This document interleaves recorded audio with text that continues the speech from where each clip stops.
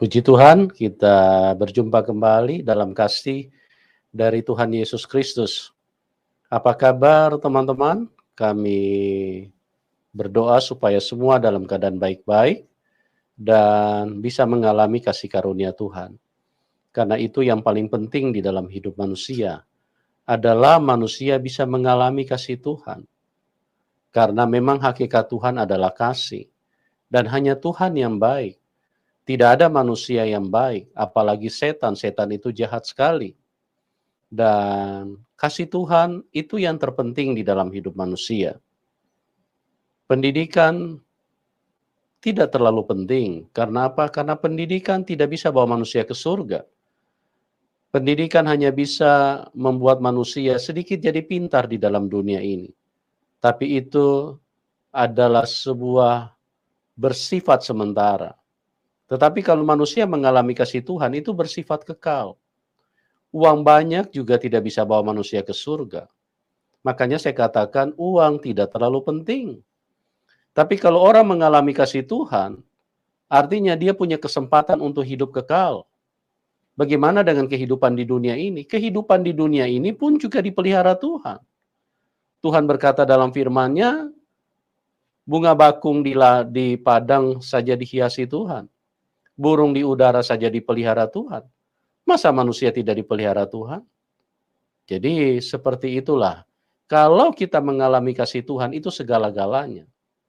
Karena satu ketika kita punya kesempatan untuk pulang ke rumah Bapa di surga. Itu sebabnya orang yang percaya kepada Tuhan Yesus memanggil Tuhan itu Bapa. Orang yang tidak percaya kepada Tuhan Yesus tidak berani memanggil Tuhan itu Bapa. Karena apa? Karena mereka belum ditebus. Mereka tidak layak menjadi anak Tuhan. Tapi kalau orang sudah ditebus, maka dengan sendirinya, dengan berani kita bisa memanggil Tuhan Bapa.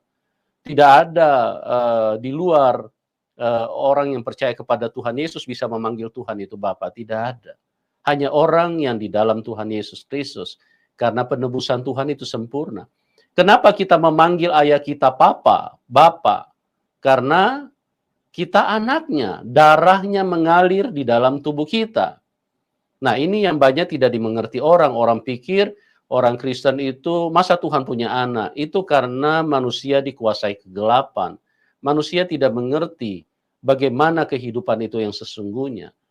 Kehidupan yang benar kita dengan Tuhan itu adalah antara Bapa dengan anak. Karena semua benihnya berasal dari Tuhan. Kenapa kita disebut anak orang tua kita, anak papa kita? Karena benihnya berasal dari papa kita. Begitu teman-teman. Ya. Dan pada kesempatan ini kita kembali akan mendengarkan kesaksian bagaimana seseorang yang mengalami kasih Tuhan, kasih karunia Tuhan, yang tadinya dia bukan orang yang percaya kepada Tuhan Yesus. Adalah seorang antikris, adalah seorang yang dengan iman yang berbeda. Nah, bagaimana kasih Tuhan mengubahkan hidupnya, bagaimana kasih Tuhan menjamah hidupnya, kita ikuti kesaksiannya. Ibu Purwati. Shalom Ibu. Shalom. Shalom Pak. Ya, apa kabar? Luar biasa Pak. Ya, terima kasih Ibu Purwati sudah hadir. Ya, Ibu Purwati Hamardiatin ya. Dan Ya, pada betul. malam hari ini Ibu Purwati akan memberikan kesaksian bagaimana karya Tuhan di dalam kehidupannya. Waktu dan tempat saya serahkan kepada Ibu Purwati. Silakan Ibu. Terima kasih Pastor Yusuf, luar biasa Sama-sama. karya Tuhan tidak. Ya.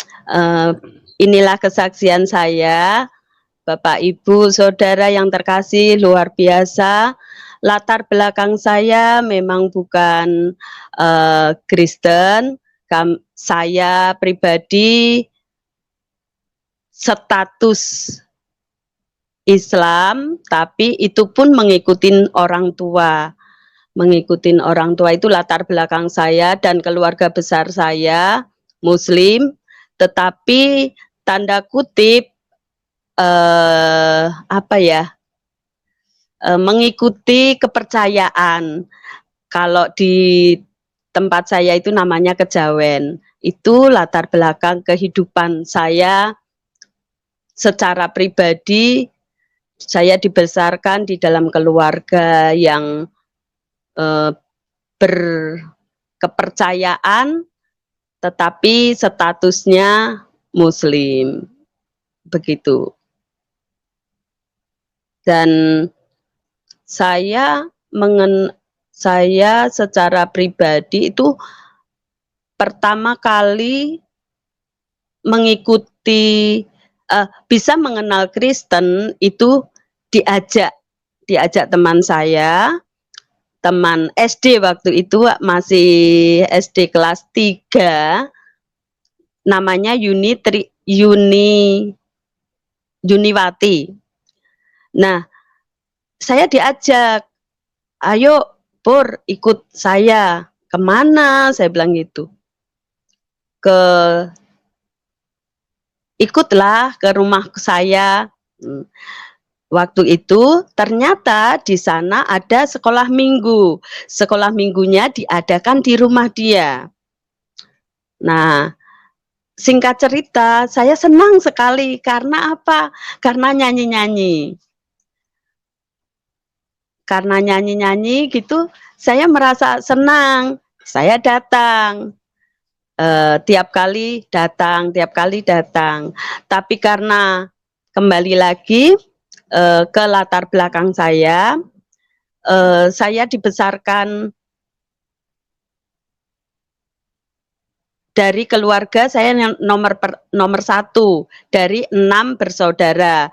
Tapi waktu saya masih SD kelas 3 itu saya punya adik 3. Jadi 4 bersaudara. Nah, keluarga saya itu berdagang. Jadi karena saya yang paling besar, otomatis waktu saya itu tersita untuk ikut membantu orang tua dan adik-adik saya. Jadi saya mengikuti sekolah minggu itu seperti apa ya? Seperti gelombang laut, gelombang laut naik turun begitu. Saya senang, tapi ya kembali lagi waktunya kadang-kadang nggak bisa. Jadi saya nggak di keluarga saya sih nggak menentang saya kemana, tapi juga tidak mendukung. Karena mau nggak mau kesibukan itu yang membuat saya nggak bisa datang terus untuk sekolah, mengikuti sekolah minggu itu nggak bisa. Terus, nah dari rasa keingintahuan saya itu ingin tahu, apa sih, begitu. Nah, pelan-pelan dari situ pelajaran yang saya dapat mengenai Yesus, mengenai Kristus, itu pelan-pelan saya, oh gitu ya, oh gitu. Tapi karena latar belakang saya tadi, yang kepercayaan itu tadi, cara berpikir saya juga setengah-setengah. Saya selalu mentok di tengah jalan, saya ngapain ya? Apa benar ya? Jadi pikiran saya juga benar nggak sih? Benar nggak sih? Begitu. Udah, singkat cerita, oh iya, di waktu saya mengikuti pelajaran demi pelajaran di Kristen itu, waktu di sekolah minggu itu, kan saya juga sekolah di SD. Itu pun saya diledekin sama teman-teman saya. Teman-teman saya bilang, murtadlah, apalah, banyak sekali. Karena pikiran saya juga nggak ngerti apa-apa ya, waktu itu ya kadang-kadang ini minder, bertemu sama teman aja takut, terus mau menyapa orang itu rasanya sama teman-teman yang lain gitu kan. Teman-teman SD itu bagaimanapun juga kan lebih banyakan yang lebih sedikit lebih sedikit Kristennya ketimbang ketimbang Muslim ya, atau agama lain. Nah, otomatis saya semakin semakin bermain pun semakin, aduh saya nggak ada teman gitu. Rasanya itu masih bagaimana. Tapi teman saya itu Yuni itu, namanya Yuni Trianawati itu, masih terus ngajakin saya, ayolah kamu nggak apa-apa, pokoknya enjoy aja, seneng-seneng aja. Misalnya di teman-teman ngeledekin lagi, bilangin aja lah, aku nggak dipaksa, aku seneng di sana gitu aja. Nah, kebetulan itu guru sekolah saya, guru sekolah saya juga nanyain, Pur, sini, kenapa Pak? Kenapa kamu masuk? Kok nggak ikut lagi pelajaran agama? Kok nggak ikut lagi? Kenapa?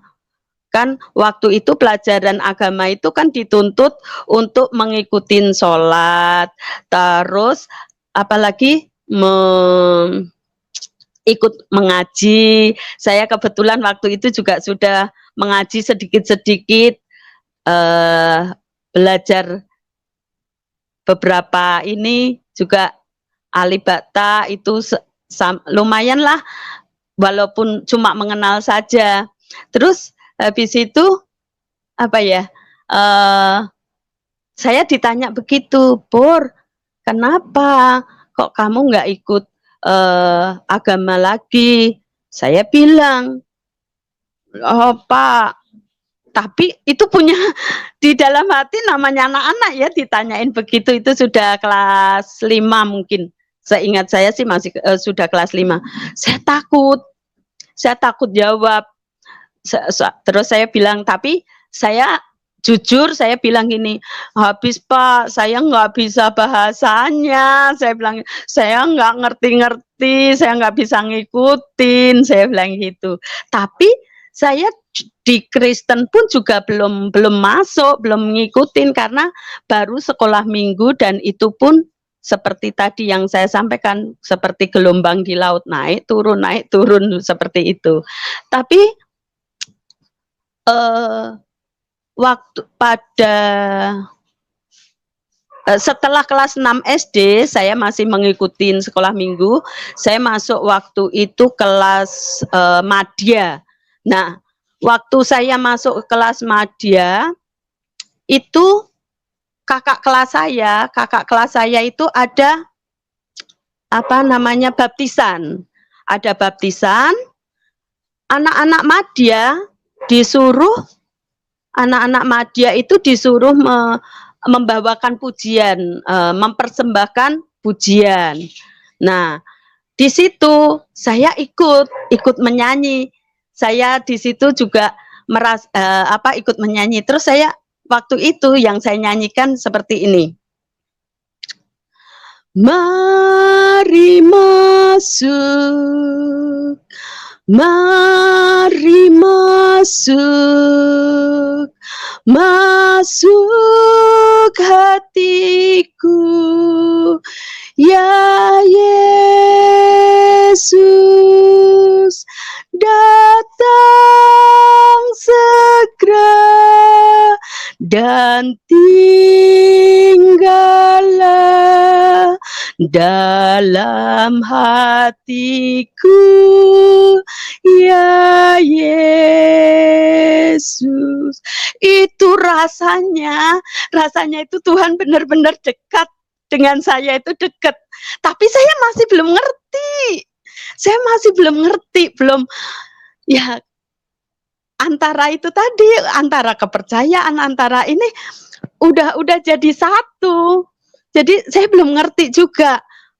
Tapi saya merasa pada saat itu benar-benar Tuhan itu ada di dekat saya, menyapa saya, walaupun saya masih belum ngerti nih Tuhan itu siapa dan sebagainya. Udah, terus itu pergumulan saya. Terus kebetulan itu yang disampaikan itu dari Kisah Para Rasul 2 ayat 21 kalau nggak salah, seingat saya. Pokoknya ketika kamu itu mempercayai Tuhan itu akan menyelamatkanmu. Jika kamu percaya sama Dia, Tuhan itu akan menyelamatkanmu. Itu sangat sekali kayak di hati saya itu kayak berkobar-kobar. Ih, bener nggak sih? Bener nggak sih ini Tuhan menyelamatkan saya? Udah, terus saya merasa di situ mulai saya kayak apa ya, serius gitu. Aku harus dapat nih, aku harus dapat seperti kakak saya, aku harus dapat juga selamat, aku nggak mau seperti ini terus. Nah, dari perjalanan itu, tanda kutip ya, saya masih di dalam keluarga saya kan masih kepercayaan kejawennya itu masih kuat. Nah, di situ perjalanan saya mulai terarah nih, mulai terbuka sedikit demi sedikit itu mulai terbuka. Saya menjadi anak yang pemberontak. Ya, duh, bagaimana pikir saya antara iman yang bukan iman ya, antara hal-hal yang mau saya tuju sama latar belakang saya bertolak belakang. Nah, jadi karena bertolak belakang itulah jadi saya, waduh, jadi saya akhirnya jadi pemberontak. Pemberontak di mana? Di dalam keluarga saya. Itu yang membuat saya tidak suka dengan cara-cara keluarga saya, tapi saya juga nggak ngerti saya mau ngapain begitu. Itu yang membuat saya, tapi saya harus ini, saya harus dapat keselamatan itu. Seakan-akan itu pikiran saya. Kembali lagi itu cara berpikir saya saat itu. Saya harus dapat nih. Tapi lama-lama saya belajar terus, saya diberi kesempatan untuk belajar. Kebetulan saya suka membaca waktu itu, saya baca buku nih, judulnya apa ya? Waktu itu salah satunya judul yang saya baca itu dibabat semakin merambat. Nah, dari itu juga titik saya menemukan, oh kalau mengikut Tuhan itu seperti ini. Akan ada apa ya? Akan ada godaannya, akan ada batu sandungannya. Saya berjalan terus, saya ikutin apa yang saya mulai bergereja, saya mulai tekun belajar, walaupun itu pun masih tetap naik turun bergelombang. Pas sampai pada teman-teman saya, teman-teman yang kelas madya itu, kami semua, saya juga mengikuti pelajaran untuk masuk ke keselamatan itu tadi, baptisan. Teman-teman saya, karena teman-teman saya lolos, saya tidak lolos. Saya tidak lolos di situ dengan alasan ya saya tidak mengikuti full. Kalau di pertemuan itu ada misalnya 16 kali, saya lupa itu berapa kali pertemuan yang harus dipelajari apa saja sebelum saya mengambil keputusan, kata guru saya begitu. Sebelum kamu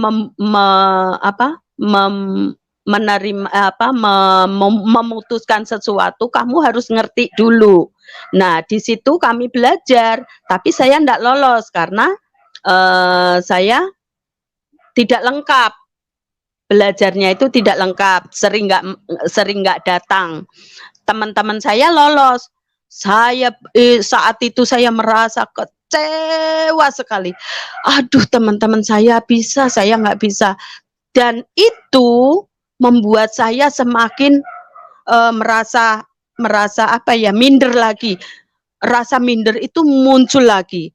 Karena ya kembali lagi ya, karena saya sendiri sudah didoktrin bahwa keluarga saya itu semua pakai orang pintar. Nah, otak saya sudah didoktrin bahwa semua itu pakai orang pintar. Kalau kamu sekolah dibawa ke orang pintar. Kalau kamu sakit, dibawa ke orang pintar, cepat sembuh dan sebagainya. Itu sudah terjadi di dalam hidup saya gitu. Jadi saya semakin minder. Apa betul? Terus saya mempertanyakan juga. Nah, kalau begitu berarti saya nggak bisa dong selamat, karena intimidasi seperti itu membuat saya semakin berarti saya nggak bisa dong selamat dong, kan saya sudah begini, Dah, itu terus berlangsung, tapi saya nggak berhenti di situ. Saya masih belajar membuka Alkitab walaupun belum ngerti belum bisa nangkep di dalam Alkitab itu bagaimana, saya belum bisa nangkep. Saya membaca tapi belum nangkep isinya. Saya belajar tapi saya nggak ngerti. Terus waktu itu SMA itu saya ada di luar kota, jadi tidak bisa bergereja di tempat itu. Karena saya di asrama dan berada di luar kota. Waktu itu saya di Ungaran, gereja saya di Semarang. Nah, saya tidak bisa bergereja karena saya mencari tempat gereja lain untuk beribadah, juga nggak ngerti karena nggak ada yang bisa menolong saya, membantu saya. Masih ada rasa ketakutan, masih ada rasa minder. Yang jelas itu minder itu yang membuat minder, ya benar. Minder itu yang membuat saya tidak bertumbuh, membuat saya terhalang tembok itu tadi. Nah, terus SMA, setelah SMA saya kembali, pas kebetulan saya kembali ke Semarang lagi. Di situ ada kayak katekisasi gitu ya, tapi namanya namanya pembelajaran kembali untuk mengambil keputusan harus belajar. Nah, di situ saya bilang saya mau, tapi waktunya sekian, kamu sudah nggak cukup. Enggak, saya mau, dan saya mau belajar walaupun satu minggu full saya mau belajar. Yang penting saya mau terima itu. Saya nggak mau lagi ditunda-tunda lagi. Saya mau selamat karena Tuhan itu bilang ke saya kalau saya percaya sama Dia pasti diselamatkan. Apalagi saya dengar lagi, kalau kamu percaya dalam namaku, seisi rumahmu diberkati. Itu semakin membuat saya terdorong untuk menerima keselamatan. Enggak, pokoknya saya mau. Apapun halangannya saya mau. Akhirnya tepat tanggal seingat saya tanggal 26 Agustus itu mungkin ada acara, mungkin ada waktu itu mungkin ada hari spesial, saya kurang tahu tapi saya lupa. Yang jelas tanggal 26 Agustus tahun 1988 saya baptis. Nah, di situ setelah baptis rasanya itu saya lega sekali. Tapi ternyata tidak berhenti di situ. Ternyata goncangannya lebih gede. Saya belum ngerti. Saya bilang sama mentor saya, "Kak, bagaimana saya begini untuk kehidupan saya selanjutnya? Bagaimana?" Akhirnya singkat cerita sampai saya semuanya mengenai pekerjaan, mengenai, karena itu tadi ya, pertama kali yang membuat saya jatuh bangun mengikuti Tuhan Yesus itu karena kan kembali lagi keluarga saya. bukan penyebabnya keluarga saya, bukan, tapi dari diri saya sendiri.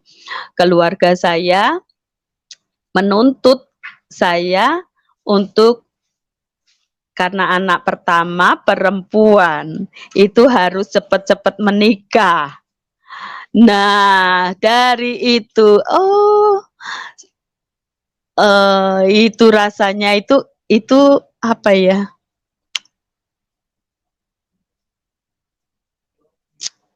Itu benar-benar ujian buat saya. Itu buat saya benar-benar ujian yang, karena kalau diri saya sendiri sih ngapain kayak gitu dipaksa-paksa, ibaratnya seperti itu. Tapi karena saya mau menunjukkan rasa sayang saya kepada orang tua, karena orang tua saya mempunyai harapan besar buat saya. Jadi itu membuat saya pikiran bercabang untuk menentukan Tuhan itu maunya seperti ini, sama jalan yang harus kamu lalui itu seperti ini. Itu buat saya sangatlah susah, benar-benar susah. Tapi puji Tuhan, ya kembali lagi, Tuhan itu mengasihi saya, karena Tuhan itu benar-benar mengasihi keluarga saya. Saya tadinya belum mikir kalau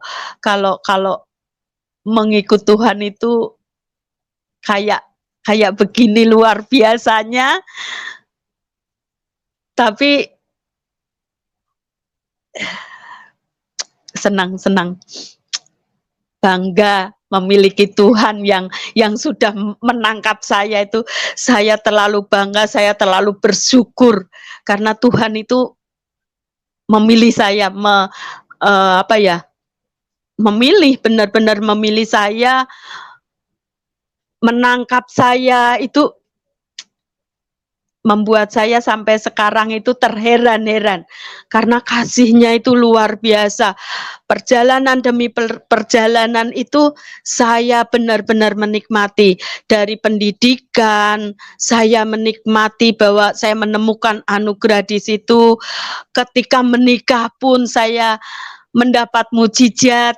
Ketika kehidupan keluarga pun itu juga saya mujizat sekali, karena puji Tuhan, keluarga saya dari proses kekristenan saya itu semuanya sudah dipulihkan. Itu janji Tuhan dan itu benar, itu nyata, saya rasakan. Karena apa? Dengan perjalanan waktu, walaupun saya masih harus berjuang, harus tapi Tuhan itu nggak mau saya itu berjuang sendiri. Ayo Por, kamu bisa. Aku ada bersama kamu. Aku ada. Aku bisa menjadi bapakmu, bilang gitu. Puji Tuhan, waktu ini kejadian benar-benar nih, kejadian benar-benar. Saya mau menikah. Saya sudah dipertemukan, saya sudah dijodohkan, dan surat undangan sudah dicetak, tapi raut muka saya itu kata orang itu gelap sekali. Karena alasannya saya mau menyenangkan orang tua, saya bukan menyenangkan sih, saya nggak mau menyakiti orang tua saya. Karena saya sudah usia, udah lebih dari 30 tahun. Kalau orang Jawa 30 tahun belum menikah itu tanda kutip udah cercaan banyak sekali. Nah, tapi ya saya ngikutin, ya saya bilang gitu, ya saya mau. Itu saya sudah baptis itu. saya mau menikah, tapi saya harus ketemu dulu sama orangnya. Singkat cerita, saya dipertemukan. Orang tua saya itu juga mengasihi saya. Dia itu juga tidak mau memaksakan, benar-benar memaksa saya. Alasan orang tua saya juga untuk kebaikan saya. Saya ngerti benar itu. Terus saya ketemu sama orang yang dijodohkan saya. Masih saudara sih. Nah, singkat cerita, saya ajak bicara. Ternyata memang Tuhan itu tidak meninggalkan saya. Benar-benar. Tuhan itu tidak meninggalkan saya. Karena apa? Saya minta 3 ultimatum.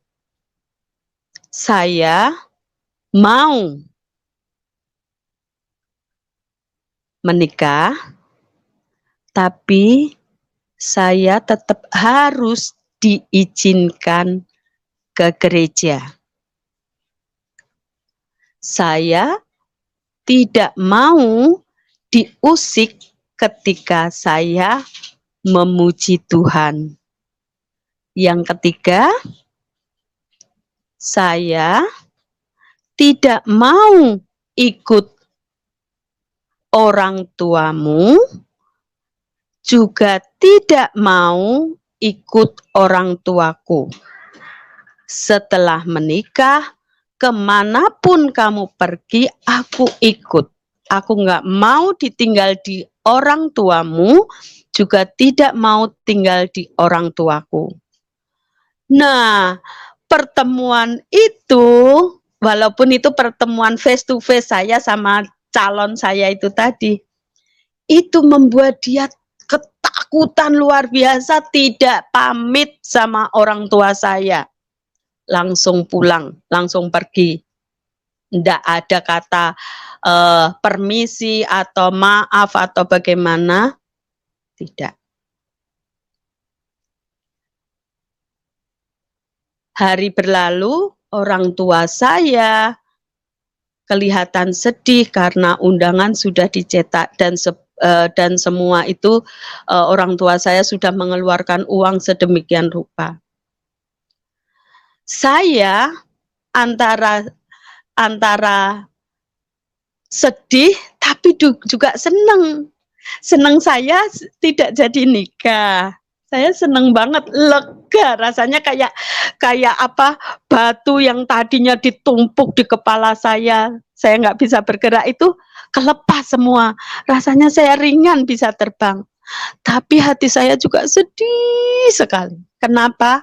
Karena orang tua saya takut kalau orang tua saya shock, saya nggak bisa ngapa-ngapain lagi kan. Bagaimanapun juga itu kedua orang tua saya. Dia menyayangi saya sedemikian rupa. Dia menyayangi saya. Udah ibaratnya saya sudah dibesarkan, sudah dikasih demikian, saya nggak bisa membalas. Dengan cara apa saya bisa membalas? Nggak bisa. Nah, itu rasanya saya sedih. Saya mengurung diri. Karena saya nggak bisa cerita sama siapapun. Saya mengurung diri. Orang tua menganggap saya, apa ya, orang tua saya takut saya gila.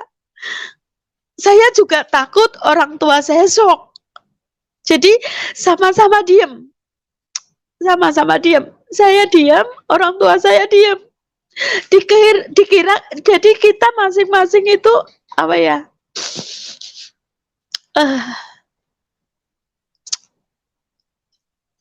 Ya miscommunication, kalau sekarang orang bilang sih miskomunikasi ya. Nggak ada keterbukaan satu dengan yang lain. Saya mengunci di kamar. Orang tua saya menyapa, tapi lewat adik saya. Adik saya bilang gini, Mbak, saya ditanya Mama dan Bapak, Kakak keluar dong, Mbak keluar dong, makan, begitu. keluar dong makan, apa nggak sakit?" Nah, itu adik saya yang nomor 3 tanya begitu. Terus adik saya yang lain, padahal padahal perut saya kan sakit, kalau lapar saya minta tolong sama adik saya yang lain, aku belikan sesuatu yang bisa aku makan. Jadi aku makan di dalam rumah, orang tuaku nggak ngerti kalau aku sudah makan, tapi kami diam-diaman. Saya juga nggak mau menyakiti diri saya sendiri dengan tidak makan sama sekali, enggak. Karena saya tahu Tuhan mengasihi saya. Saya mau semuanya itu berubah. Terus saya pikir, ini mungkin belenggu yang di dalam hidup saya, apa, yang dulu pernah pernah ada di dalam saya, kutuk-kutuk yang ada di dalam saya. Pelan-pelan, inilah yang harus saya bayar. Saya pikir begitu. Tadinya saya masih berpikir seperti itu. Udah, terus puji Tuhan, terus sampai saya bekerja itu juga sampai tiap kali ada orang yang datang, itu untuk mendapatkan pasangan hidup, itu orang tua saya masih, mencarikan berbagai macam cara supaya saya bisa menikah, intinya masih seperti itu. Tapi puji Tuhan, saya bilang, karena mungkin memang berontak ya, hati kecil saya berontak, atau memang karena Tuhan membuat cara untuk semuanya bisa terselesaikan. Waktu itu saya udah lewat 35 tahun, itu udah lewat 35 tahun. Itu karena saya sudah bekerja, adik saya bilang, "Mbak, Bapak sama Mama bilang, Mbak jangan bergaul dengan orang yang sudah punya orang yang sudah punya istri." Padahal teman-teman saya laki-laki semua yang tidak di tempat kerja, karena saya bekerja di lapangan. Nah, saya diantar pulang pergi, kalau di lapangan pulang pergi saya selalu diantar sama sopir, dan sopir itu kan juga laki-laki, dan saya kenal betul dengan keluarganya. Jadi kalau buat saya sih nggak ada masalah, tapi buat keluarga saya ada rasa ketakutan. Nah, demikian itu. Terus akhirnya, saya juga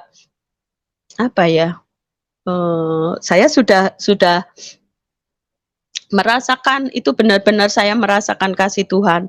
Nah, dari proses itu, adik saya yang satu, kebetulan adik saya juga sudah Kristen. Adik saya itu ada tiga laki-laki, 2 perempuan. Jadi semua itu 6, 3 perempuan, laki-laki 3. Nah, yang kebetulan yang perempuan itu sudah bergereja semua. Yang laki-laki juga ada 1 yang bergereja, 2 sebetulnya yang bergereja, tapi dia sekolah di Muhammadiyah, jadi terus ini. Nah, perjalanan itu adik saya bilang, "Sudahlah Mama, jangan paksa-paksa Mbak Pur menikah terus, biarkan dengan cara dia," bilang, "biarkan dengan cara Mbak Pur sendiri, nanti kalau dipaksa Mbak Pur malah berontak lagi," seperti itu. Terus akhirnya Tuhan itu punya cara yang luar biasa. saya dipertemukan dengan hamba Tuhan yang lain, Pak Mulyono. Waktu itu dia sih bukan pendeta, bukan apa, tapi hamba Tuhan yang luar biasa. Dia humble, dia mengasihi semua orang. Dia bilang ke saya, kamu mau ndak kalau keluargamu dipulihkan? Mau Bapak, caranya bagaimana? Gitu. Walaupun saya tapi waktu saya ketemu sama Pak Mul itu tidak secara pribadi, saya ditemenin sama teman saya yang ngajak sekolah minggu itu tadi, Yuni Trianawati itu. Nah, saya ditemenin, yuk ketemu. Nah, di situ saya mendapat apa ya, mendapat sesuatu dari beliau. Beliau menuturkan, mungkin sekarang sudah meninggal kali ya, saya sudah lama sekali nggak mendengar beritanya. Nah, dia bilang begini, kalau kamu mau terjadi pemulihan, kamu harus berdamai dengan dirimu sendiri. Kamu harus berdamai dulu dengan dirimu. Lah, saya bertanya, caranya bagaimana berdamai? Ya, kamu harus benar-benar ngakui bahwa Tuhan itu ada, kamu dikasihi Tuhan, kamu itu dikasihi Tuhan loh. Kamu anak kesayangan Tuhan loh. Tuhan itu tidak membawa lagi dosa-dosamu. Tuhan itu tidak menunjuk-nunjuk lagi mengenai dosa-dosamu. Itu tidak ada lagi. Nah, di situ saya, benar nggak sih? Iya. Terus akhirnya, setelah kamu berdamai sama dirimu sendiri, kamu bisa memaafkan orang tuamu. Dia bilang gitu. Kamu bisa memaafkan orang tuamu. Dan kamu nanti bisa bilang, aku sayang kamu, Mak. Aku sayang kamu, Bapak. Itu saya mendapatkan itu tuh, hati saya lega sekali. Pas kebetulan adik saya yang nomor 3 itu mau menikah, minta saya yang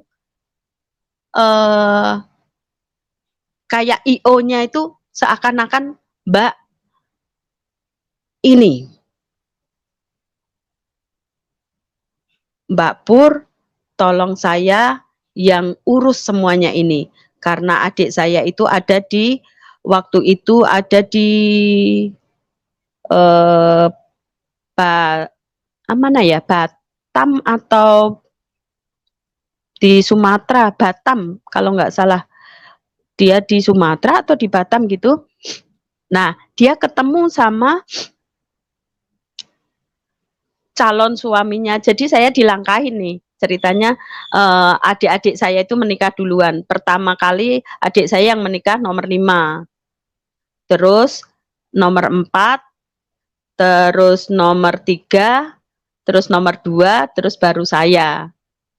Terus baru yang adik saya yang nomor 6.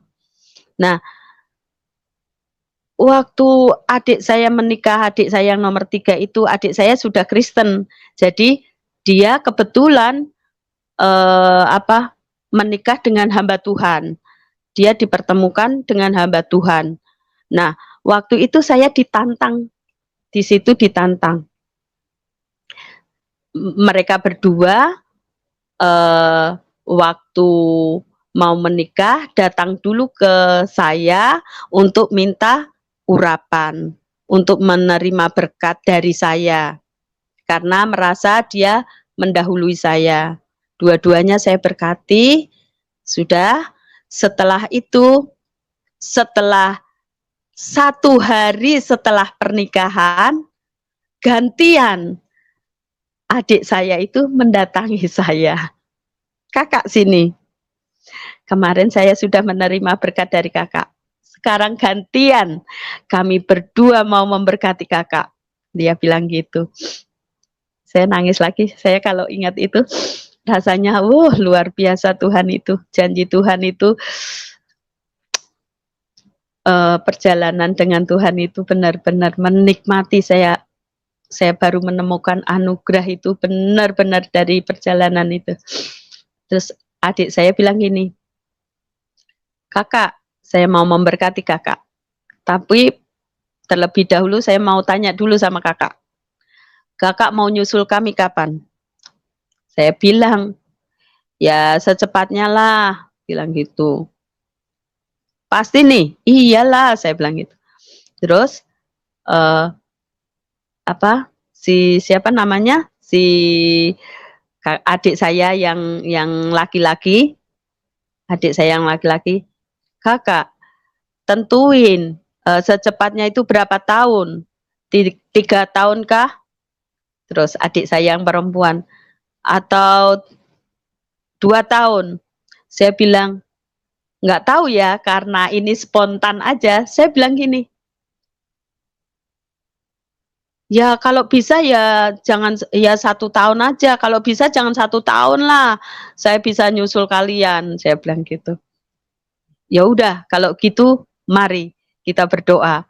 Mereka berdua mendoakan saya, tumpang kepala saya nih, tumpang tangan ke kepala saya mereka berdua. Mereka berdoa, saya aminin semuanya. Udah itu bulan Desember saya jadi cerita ya. Saya cerita panjang lebar, tapi memang itu perjalanan dengan Tuhan itu nikmat sekali. Maaf. Saya benar-benar menikmati, saya bersyukur banget orang tua saya udah bergereja, karena ternyata bukan saya yang menyebabkan pertobatan terjadi di keluarga saya. Saya cuma punya iman, ternyata Tuhan yang merubah semuanya. Orang tua saya menyerahkan diri pada Tuhan, dibaptis, dua-duanya. Adik saya yang kecil, yang yang perempuan, adik saya yang nomor 3 itu menikah dengan pendeta juga, puji Tuhan. Rasanya itu kayak kemenangan demi kemenangan terjadi. Saya bulan Desember tahun 2010, berarti 2009. Tahun 2009 bulan Desember saya ketemu sama orang lewat HP. Ternyata itu teman saya, teman sepelayanan saya. Oh iya, saya cerita dulu. Sekalipun saya sudah tua, nih, sekalipun saya usianya sudah tua, tapi saya selalu mengikuti kegiatan-kegiatan di gereja, terutama anak-anak remaja, anak-anak muda remaja. Mereka itu selalu mengajak saya untuk mengikuti acara mereka, karena satu, saya dianggap penasehatnya mereka, 2, kalau ada acara-acara saya disuruh masak sama mereka. Jadi ya padahal masakan saya itu nggak enak, kata orang tua saya tuh kalau dibanding adik saya yang nomor 3 itu masakannya enak. Adik saya nomor 3, saya itu nggak enak masakannya. Tapi teman-teman gereja, adik-adik gereja saya itu karena adik saya juga bergereja ya, kebetulan adik saya itu usia sama saya itu selisihnya 20 tahun. Adik yang paling kecil dengan saya usianya 20 tahun. Jadi kemana adik saya kegiatan di gereja, saya selalu ada di situ. Dan itu sangat-sangat memberkati saya juga. Mereka selalu minta tolong saya, Mbak, bagaimana Kak, bagaimana dan sebagainya. Puji Tuhan, dari Desember saya ketemu, saya mengenal laki-laki, terus saya bilang, karena itu lewat telepon, saya bilang, kalau mau, saya nggak mau pacaran. Saya maunya menikah, karena saya nggak mau cari pacar. Ya, Baik. oke, Nah, silakan. singkat cerita saya ketemu sama itu memulihkan semuanya. Memulihkan apa ya, orang tua saya, adik-adik saya, semuanya itu merasa oh, ini loh Tuhan yang diikuti kakakmu. Nah, saya menemukan pasangan, puji Tuhan pasangan saya juga Kristen dan saat ini juga pendeta, puji Tuhan. Walaupun bagaimanapun juga memang karya Tuhan itu nyata bagi saya, dan puji Tuhan lagi saya dipertemukan dalam perjalanan kasih Tuhan itu, saya dipertemukan dengan orang-orang yang luar biasa. Kebetulan saya pernah mengikuti ikut di GBI, ikut kemana-mana.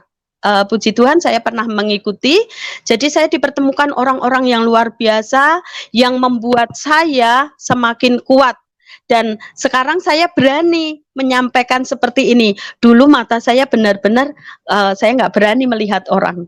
Sekarang saya sudah berani menatap orang, dan puji Tuhan lagi semakin dibukakan pengertian saya setelah saya belajar di Charis Bible College ini. Ini luar biasa, membuat saya semakin, ya Tuhan, benar. Sekarang saya tinggal menikmati saya setelah saya diasah sedemikian kuat.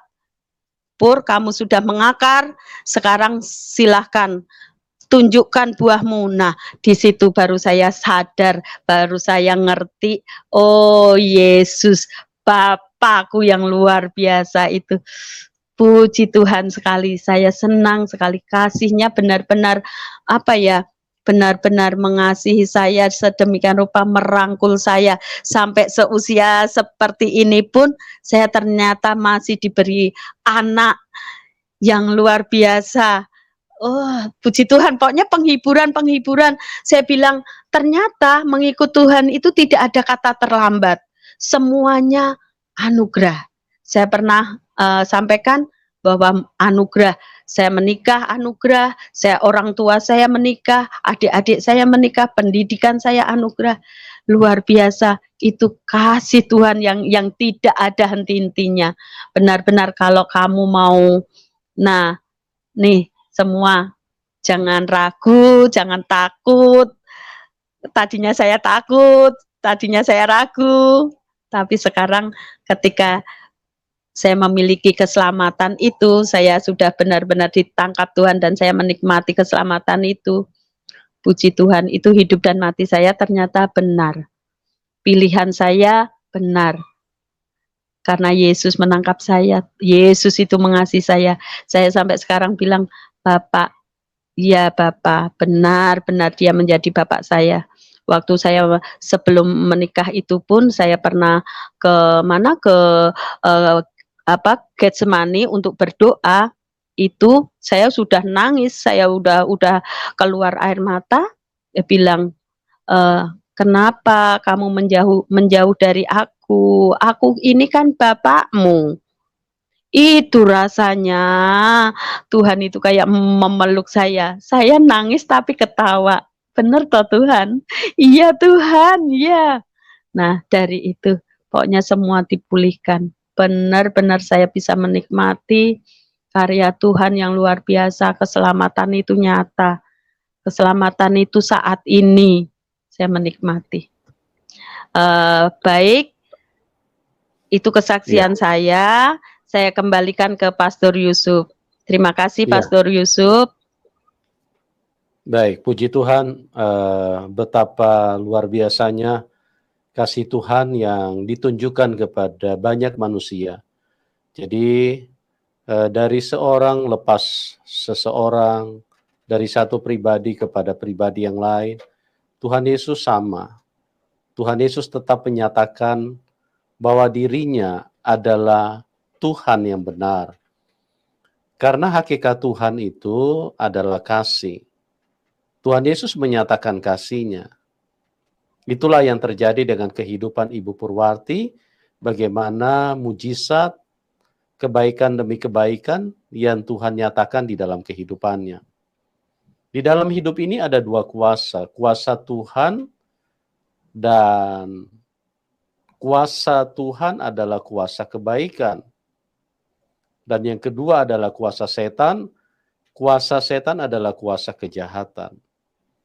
Untuk membedakan bagaimana kita bisa melihat Tuhan yang benar gampang. Tuhan yang benar itu adalah Tuhan yang penuh dengan kasih sayang. Dan inilah yang terjadi dengan Ibu Purwarti, bagaimana kasih Tuhan yang dinyatakan dari sehari ke sehari, dari waktu ke waktu. Kalau kuasa setan itu adalah kuasa yang jahat, di mana setan datang untuk menghadirkan segala penderitaan di dalam hidup manusia, segala malapetaka, segala bencana, segala kecelakaan, itu adalah rancangan setan buat manusia. Karena setan itu pribadi yang jahat. Dia menghadirkan bencana di mana-mana supaya manusia mati. Banyak orang tidak mengerti. Bencana itu bukan dari Tuhan, itu dari setan. Karena jelas ditulis di dalam Yohanes 8 ayat 44, iblis adalah pembunuh manusia sejak semula. Jadi berhati-hati jangan sampai kita tidak menyadari, tapi ternyata setanlah yang menguasai kehidupan manusia. Datanglah kepada Tuhan. Tuhan Yesus itu sangat mengasihi siapapun Anda. Setan menghadirkan penyakit, setan menghadirkan pertikaian, kebencian. Makanya manusia bisa saling membunuh. Kenapa? Karena pikiran mereka dikuasai setan. Hati mereka dikuasai setan. Dan kejahatan hadir di mana-mana. Setan itu memang ingin supaya manusia semua mati, binasa. Karena setan itu memang ingin membunuh semua manusia. Setan itu haus darah. Setan itu paling menghalalkan darah manusia. Jadi untuk mengenali hal-hal bagaimana kuasa kegelapan bekerja di dalam hidup manusia itu tidak sulit, ya. Dan untuk mengenali Tuhan yang baik, Tuhan yang benar itu juga tidak sulit. Karena dari ajarannya, dari apa yang dilakukan Tuhan, itu semua kita bisa membuktikannya lewat pengalaman pribadi kita. Oke, terima kasih buat Bu Purwarti, kesaksian yang luar biasa bagaimana mujizat demi mujizat yang dinyatakan kepada Ibu Purwarti. Oke teman-teman, doa kami buat Anda semua, dan jangan lupa teman-teman yang diberkati boleh dukung Ibu Purwarti. Oke, kita akan berjumpa di program selanjutnya. Tuhan Yesus memberkati kita semua dan salam kemenangan. Amin. Amin. Amin.